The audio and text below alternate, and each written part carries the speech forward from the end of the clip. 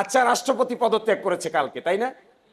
যারা আইনের ছাত্র আছো, মনের ভিতরে জাগে নাই পদত্যাগ কখন করা যায়, অতীতে রাষ্ট্রপতিরা কি করেছে, বাংলাদেশের রাষ্ট্রপতিরা কে কখন আসলো, কে কখন গেল, কে টার্ম ফিল আপ করতে পারলো, কে টার্ম ফিল আপ করতে পারলো না, পার্শ্ববর্তী দেশে ইন্ডিয়ান রাষ্ট্রপতি কে অ্যাক্সিডেন্ট করেছিল, কে অ্যাক্সিডেন্ট করে নাই, কে 5 বছর ফিল আপ করতে পেরেছে, কে 5 বছর ফিল আপ করতে পারে নাই, রাষ্ট্রপতি রিজাইন করলে পরে কি হবে, রিজাইন করার আগে কি হবে, রিজাইন কখন করতে পারেন, রিজিগনেশন লেটারটা সঠিক না ব্যাটিক, এই চিন্তা মাথায় ডেভেলপ যদি না করে তাহলে তো থটফুল আন্ডারস্ট্যান্ডিং বিল্ড আপ হবে না।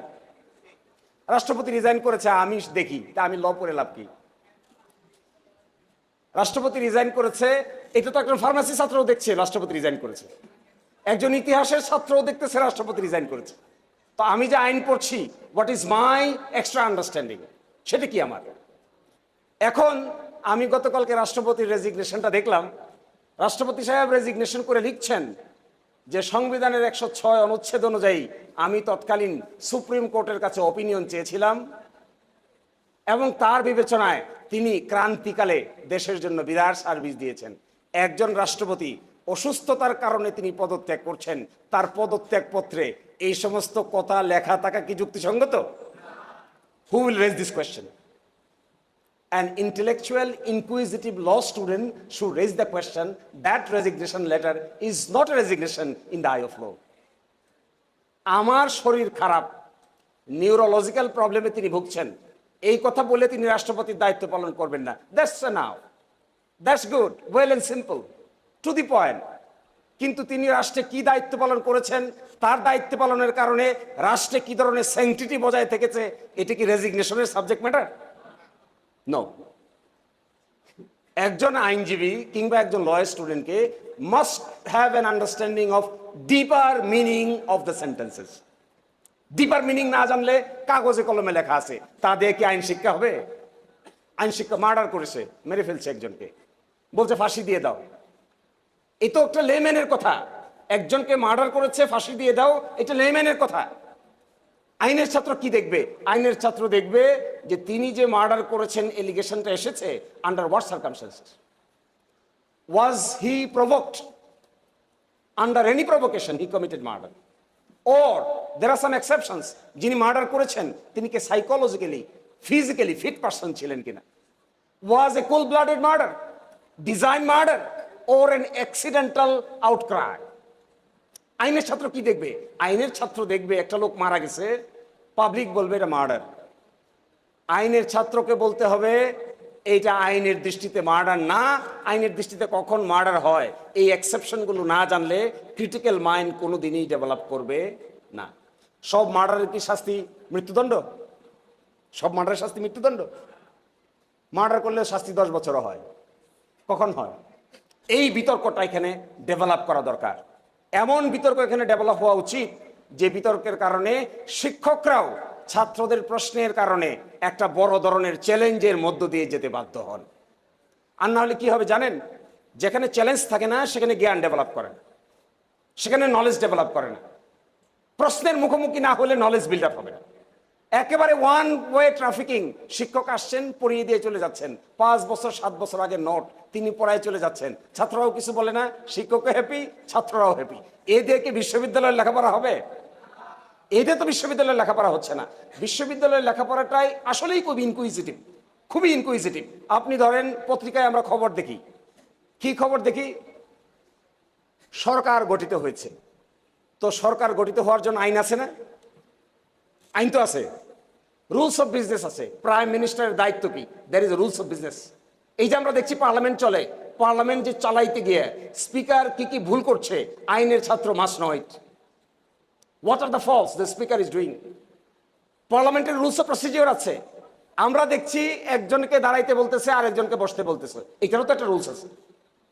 আমরা দেখছি বিরোধী দলের নেতাকে এত সময় দিচ্ছে, সরকারি দলের প্রাইম মিনিস্টারকে এত সময় দিচ্ছে, এটারও তো একটা রুলস আছে। আমরা দেখছি 71 বিধিতে আলোচনা হচ্ছে, করা আলোচনা, লাস্ট থেকে টকড আউট হয়ে যাচ্ছে, কোনো সিদ্ধান্ত হচ্ছে না। এটা কোন আইনে হয়? কোন বিধানে হয়? এই সমস্ত কথা বিশ্ববিদ্যালয়ে পড়ানো হয় না, হবেও না, হওয়ার কথাও না। কিন্তু ইনকুইজিটিভ মাইন্ড থাকলে এই যে ফেসবুকে সংসদ দেখি, এই সংসদটা সঠিকভাবে আইন অনুযায়ী চলছে কিনা, আইনের ছাত্রদের এই ধরনের একটা ইনকুইজিটিভ মেন্টালিটি থাকতে হবে, ইনকোয়ারি করার মতো মেন্টালিটি থাকতে হবে। এই যে ডেপুটি স্পিকার সাহেব হয়ে গেছেন এখন অ্যাক্টিং প্রেসিডেন্ট, তাহলে পরবর্তী ডেপুটি স্পিকার হচ্ছেন স্পিকার। আপনারা জানেন কিনা জানি না, বাংলাদেশের একজন প্রধান বিচারপতি ছিলেন যিনি দীর্ঘদিন প্রধান বিচারপতির চেয়ারে বসতে পারেন নাই। কেন পারেন নাই জানেন? এই সমস্ত অনেক রাজনৈতিক প্রেক্ষাপট। 3 বছর বাংলাদেশের প্রধান বিচারপতি ছিলেন, 3 বছরের একদিনও সুপ্রিম কোর্টের লয়ারের প্রতিবাদের কারণে বিচারপতির চেয়ারে একদিনের জন্য বসতে পারেন নাই। শেষ পর্যন্ত দুঃখ করে তিনি প্রধান বিচারপতি থেকে রিটায়ারমেন্ট করেছেন, কিন্তু বিচারকের চেয়ারে বসতে পারেন নাই। সাংঘাতিক ব্যাপার। এই যে এক গভীর আন্ডারস্ট্যান্ডিং, এই গভীর আন্ডারস্ট্যান্ডিং এর জন্য আমি তোমাদেরকে বলবো, শুধুমাত্র ফেসবুকিং এটা easy job, scrolling is an easy job. আমি তো দেখেছি অনেক সময় ফেসবুকিং করতে করতে করতে করতে মানুষ টায়ার্ড হয়ে ঘুমায় যায়। স্ক্রল করতে করতে করতে করতে টায়ার্ড হয়ে ঘুমিয়ে যাচ্ছে। কারণ কি? এখানে কোনো কন্টেন্ট নাই, এখানে কোনো থট প্রভোকেশন কিছু নাই, এখানে কোনো চিন্তার কিছু নাই, এখানে কিন্তু শেখার কিছু নাই। কিন্তু সত্যিকার অর্থে তোমরা যে জিনিসটাকে সামনে আসে, আমি তোমাদেরকে একটা অ্যাডভাইস দিব, লটাকে যদি লাইভ করতে হয় তাহলে সামনে যে বিষয়টা আসে, তোমরা কিছুদিন আগে দেখছো চট্টগ্রামের একজন এমপির ঋণ খেলাপির কারণে মনোনয়ন বাতিল হয়েছে। দেখেছো এটা?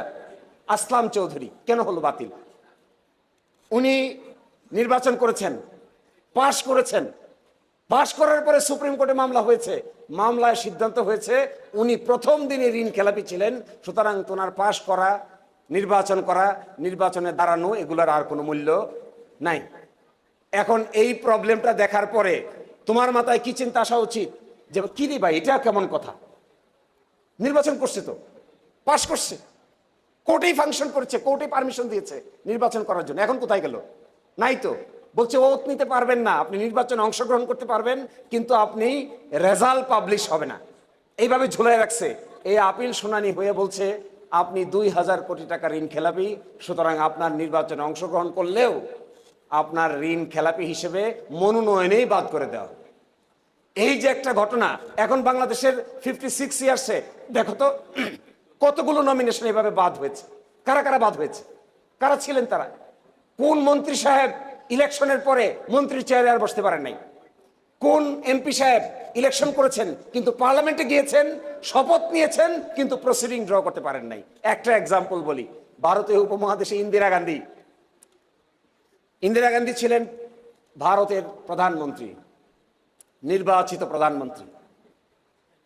ইন্দিরা গান্ধী ভার্সেস রাজনারায়ণ নামে এক মামলা আছে। রাজনারায়ণ ছিল তার কন্টেস্টার।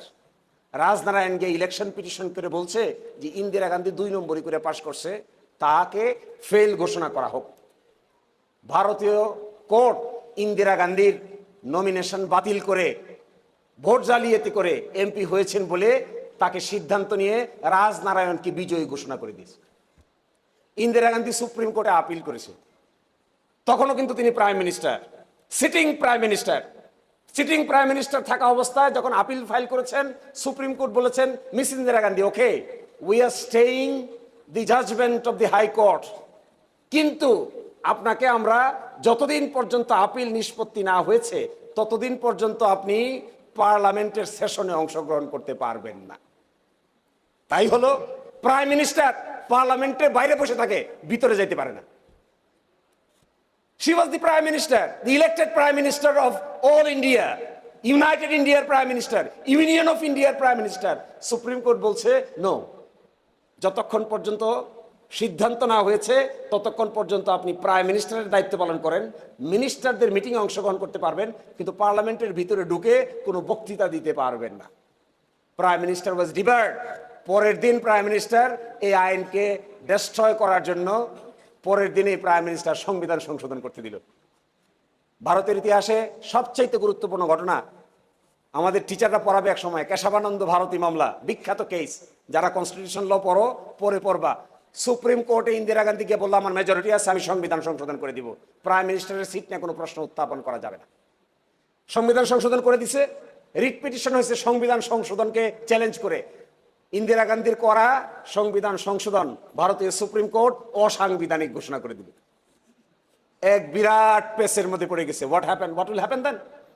এতদিন পর্যন্ত, যতদিন এই বিতর্ক ছিল, ততদিন পর্যন্ত ইন্দিরা গান্ধী প্রাইম মিনিস্টার ঠিকই ছিলেন, কিন্তু পার্লামেন্টের ভিতরে ঢুকে বক্তৃতা দিতে পারতেন না। That was an amazing. আরেকটা কাহিনী বলে চলে যাই। ভারতের এক অ্যাটর্নি জেনারেল ছিলেন। আমাদের দেশে তো আজকাল সব জি হুজুর হয়ে গেছে। আমাদের দেশে অ্যাটর্নি জেনারেল হইলে সরকারের হাতে পায়ে ধইরা কিভাবে ব্যবস্থা করবে এটা নিয়ে অস্থির থাকে। শোনেন, এক অ্যাটর্নি জেনারেলের কথা বলি। অ্যাটর্নি জেনারেল সাহেবকে ইন্দিরা গান্ধী, ভারতে ইমার্জেন্সি জারি করা হলো, 2 লক্ষ লোককে অ্যারেস্ট করা হলো সকল স্টেট লেভেলে। সব লোক হাইকোর্টে গিয়া রিট পিটিশন করে, হেভিয়াস কর্পাস রিট পিটিশন করে মুক্তি পেয়ে গেল। ইন্দিরা গান্ধী তখন প্রাইম মিনিস্টার। তিনি বললেন, ভারতীয় হাইকোর্টগুলোর এই রায়ের বিরুদ্ধে আমি সুপ্রিম কোর্টে যাব। তিনি সুপ্রিম কোর্টে গেলেন, আপিল ফাইল করলেন। আপিল ফাইল করে প্রাইম মিনিস্টার অ্যাটর্নি জেনারেলকে চিঠি লিখলেন, mister attorney general, you will defend the union of India before the supreme court of India.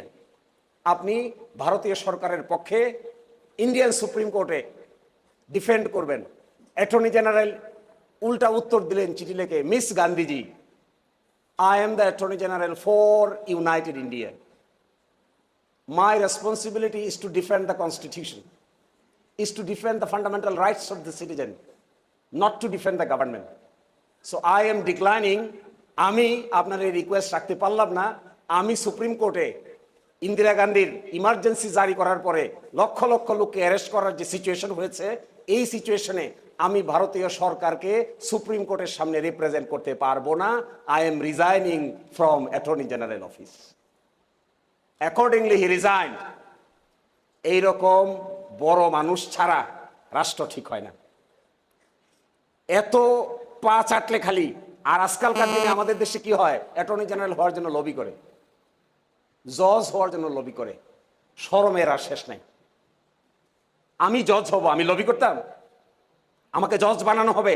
আমাকে যেদিন জজ বানানো হবে, আমাকে অনেক কিছু ত্যাগ করে জজিয়তের চেয়ারে বসতে হবে। একটা সোশ্যাল মানুষকে আনসোশ্যাল করে দেয়া হবে। সামাজিকভাবে সার্ভিস দেওয়ার জন্য আমাকে নেওয়া হবে। আমাকে রিকোয়েস্ট করে হাতে পায়ে ধরে রাজি করাইলেই না আমি উপযুক্ত জজ হব।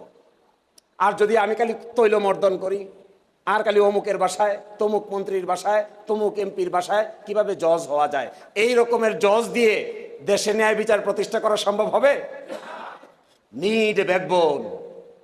বাংলাদেশ নিড ব্যাকবোন লিডারশিপস, যেখানে prime minister, he will do his job, speaker, he will do his job, chief justice, he will do his job.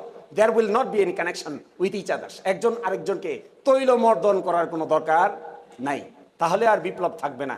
লাস্টের কথা বলি, বাংলাদেশেও এরকম একজন অ্যাটর্নি জেনারেল ছিলেন, যাকে ডাকা হয়েছিল তৎকালীন প্রেসিডেন্টের, রাষ্ট্রপতি শাসিত সরকারের সময়। ওনাকে ডাকা হয়েছে চিঠি দিয়ে, উনি উত্তর দিয়েছেন, honourable president, I cannot meet you. If you have anything to ask me, please send me a letter. I will reply to your letter, but I cannot come physically to meet you. Because it is not the responsibility of the Attorney General to meet the head of the government. It is the responsibility of the Attorney General to give legal opinion to the government in case of any crisis. কিন্তু আমাকে ডেকে বৃত্তের মতো বসায় রাখবেন, বাইরে 10 জন বসে থাকবে আর আমি ভিতরে বাইরে দাঁড়ায় থাকবো, আপনি অ্যাপয়েন্টমেন্ট দিবেন, একজনের পরে আরেকজন আসেন, এইটার নাম অ্যাটর্নি জেনারেল হতে পারে? No, no is no. He didn't go and accordingly he also resign from his post. তোমাদেরকে এই গল্প কেন শোনাচ্ছি? We need this type of prestigious people for the nation. The nation needs leaders who have prestige, dignity, morality, accountability and self prestige. Dignity এবং prestige ছাড়া রাষ্ট্র দাঁড়াতে পারে না। প্রাতিষ্ঠানিক ইন্ডিপেন্ডেন্স ছাড়া স্টেট কখনো প্রপারলি রান করতে পারে না। প্রাতিষ্ঠানিক ইন্ডিপেন্ডেন্স যদি না থাকে, ঢাকা বিশ্ববিদ্যালয়ের ভিসি, আরে ভাই ঢাকা বিশ্ববিদ্যালয়ের ভিসি হবেন বাংলাদেশের সবচাইতে গুরুত্বপূর্ণ, মেধাবী, গুড স্পিকার, পৃথিবীর বিখ্যাত জায়গা থেকে পিএইচডি করা একজন একাডেমিশিয়ান ঢাকা বিশ্ববিদ্যালয়ের ভিসি হবেন, যাকে দেখে লক্ষ লক্ষ মানুষ ইন্সপায়ার হবে। That is our expectation. এখন আপনি আপনার দল করে, আমার দল করে, আরেকজনের দল করে, পদলেহন করে, রাতের বেলা দেখা করে, সকালবেলা সালাম করে, সন্ধ্যাবেলা পায়ে ধরে, পায়ের ধুলি নেয়। এই ধরনের লোককে কোনো বিশ্ববিদ্যালয়ের ভিসি বানানো উচিত না। ওয়াই? ঢাকা ইউনিভার্সিটি সাংঘাতিক ব্যাপার, চট্টগ্রাম ইউনিভার্সিটি, রাজশাহী ইউনিভার্সিটি, ইসলামী বিশ্ববিদ্যালয়, জাহাঙ্গীরনগর বিশ্ববিদ্যালয়, জগন্নাথ বিশ্ববিদ্যালয়, এগুলো আমাদের দেশে নতুন প্রজন্ম তৈরির কারখানা। এখানে যদি আমরা স্ট্যান্ডার্ড ফিট করতে না পারি, প্রপার স্ট্যান্ডার্ড মানুষকে জায়গা মতো বসাইতে না পারি, তাহলে অবশ্যই জাতি বড় ধরনের ক্ষতির সম্মুখীন হবে। আমি তোমাদেরকে এই কথা বলার একটাই অর্থ, we want to see that the Manarat University is producing this type of qualified manpower. We want to see our teachers and the students will create such a conducive environment in the Manarat University from where graduates like you, having prestige, dignity, understanding, qualification, will develop day by day. Irrespective ke nari ke purush, immaterial. Material is we need the leaders. এই ধরনের leadership Manarat university যদি produce করতে পারে, আমার ধারণা মানারাত ইউনিভার্সিটির যে trustee board আছে, তারা যে ড্রিম, যে স্বপ্ন, যে দূরভিসন্ধি নিয়ে এগুলো তারা প্রতিষ্ঠা করেছেন, আমার বিশ্বাস এই লিডারশিপ যদি ডেভেলপ করা যায়, তাহলে মানারাত ইউনিভার্সিটি বাংলাদেশে একটা বিখ্যাত ইউনিভার্সিটি হিসেবে আত্মপ্রকাশ করবে। আচ্ছা, সারা দুনিয়ায় যত বড় বড় ইউনিভার্সিটি আছে সবই তো প্রাইভেট। অক্সফোর্ড কি, কেমব্রিজ কি, তো আর এখানে আসলে আমরা খুঁজি ঢাকা বিশ্ববিদ্যালয় কি। আমার ধারণা মানারাত ইউনিভার্সিটির সামনে যে সুযোগ তৈরি হয়েছে, যে অপরচুনিটি এসেছে, ইনশাআল্লাহ প্রাইভেট বিশ্ববিদ্যালয় হয়েও সারা দুনিয়াতে তারা তাদের প্রেস্টিজ প্রমাণ করতে পারবে। সেই দিনের অপেক্ষায় আমরা সকলেই থাকি।